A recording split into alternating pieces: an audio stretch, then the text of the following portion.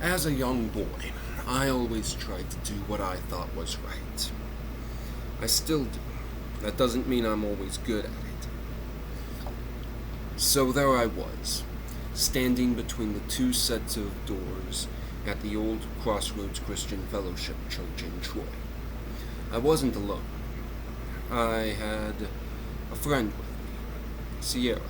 She was an old friend, as in we'd been friends for quite a while.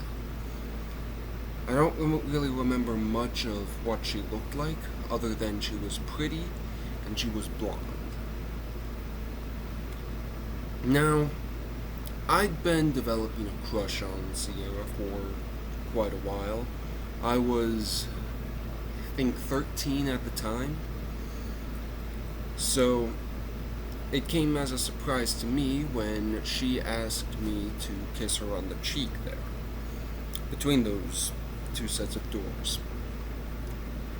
Now, being a little boy, I thought that kissing was what married people did. So, I puffed out my tiny little 13-year-old chest and said, "Boys shouldn't touch girls until you're married to them."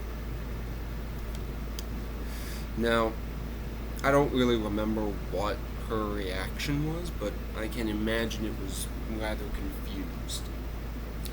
So, time passed, and I developed even more of a crush on her. Of course, naturally, that was when I found out that she had a boyfriend. This didn't sit well with me. I thought, I clearly love her more than he does. And of course, in my little 13-year-old mind, dating always led to marriage. So, I figured I'd just beat her boyfriend to the punch. So, I got her alone at a fellowship meal and asked if one day she'd like to get married with me. All things considered, she let me down pretty easily. She said she already had a boyfriend and would like to stay friends. Looking back, I think I showed a lot more of the hurt on my face than I thought at the time, because that broke my little heart. But I can remember being so proud, that I didn't cry in front of her.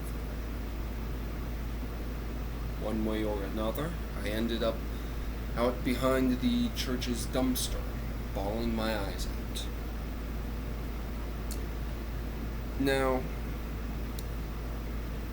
the correct way to deal with a heartbreak is to find someone you trust, talk it over with them, and grow from it as a person.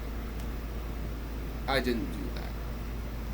Instead, I laid my first brick there behind that dumpster, and in the days that followed, I would lay more bricks. I forged a mask that day, or began to.